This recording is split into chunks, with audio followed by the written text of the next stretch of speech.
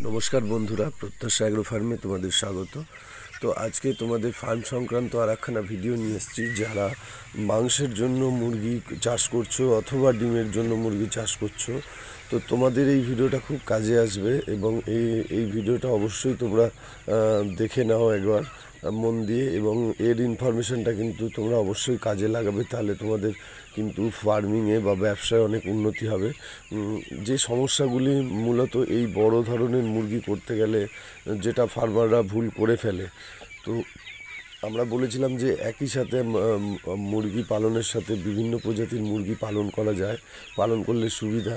তো আমরা ভিডিওতে এর আগে আমরা দেখিয়েছি যে একই প্রজাতির মুরগি পালন না করে বিভিন্ন ধরনের মুরগি পালন করলে তোমাদের ব্যবসার কিন্তু উন্নতি হবে বা ভালো হতে পারে। কিন্তু তার মানে এটা নয় কিন্তু যে একই সাথে তোমাদের এটাকে চাষ করতে হবে, মানে একই ঘরের মধ্যে। যেমন এই ফার্মটা তোমরা দেখলে বুঝতে পারছো যে এই ফার্মের মধ্যে বিভিন্ন প্রজাতির মুরগি কিন্তু একসাথে রাখা আছে। তো এইভাবে কিন্তু করলে হবে না, এইভাবে করলে কিন্তু তোমাদের ব্যবসায় ক্ষতি হতে পারে। কারণ এখানে যদি তোমরা দেখো বিভিন্ন প্রজাতির মুরগি একসাথে রয়েছে, তো সেক্ষেত্রে কিন্তু তারা একে অপরের সঙ্গে মারপিট করতে পারে, এবং সবচেয়ে বড় হচ্ছে যে বড় হয়ে যাওয়ার সাথে সাথে তারা কিন্তু ইন্টারক্রস হয়ে যাবে বা নিজেদের আলাদা প্রজাতির মধ্যে মেটিং করে ফেলবে। তো এই সমস্ত হলে কিন্তু তোমাদের ডিমের বা বাচ্চার কোয়ালিটি কিন্তু খুবই খারাপ আসবে। এটা তোমরা মাথায় রাখবে। আলাদা আলাদা প্রজাতির জন্য আলাদা আলাদা ভাগে চাষ করবে। আর যারা এইভাবে খাঁচাতে চাষ করতে চাইছো, তোমরা কিন্তু খাবার এবং জলের সিস্টেমটা বাইরের দিক দিয়ে দেবে।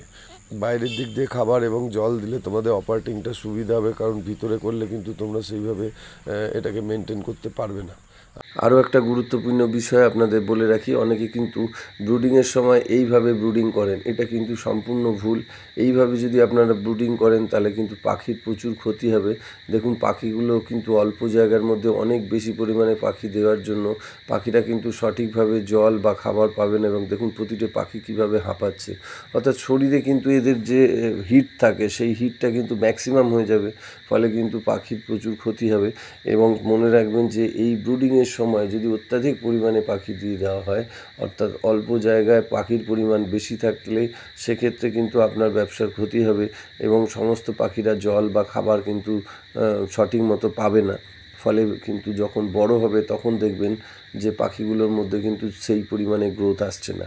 ফলে এটা কিন্তু সবসময় মাথায় রাখবেন যে জায়গা বা স্পেসটা, এক একটা পাখির জন্য যে বরাদ্দ জায়গা, সেই জায়গা স্পেস যেন কখনো কম না হয়।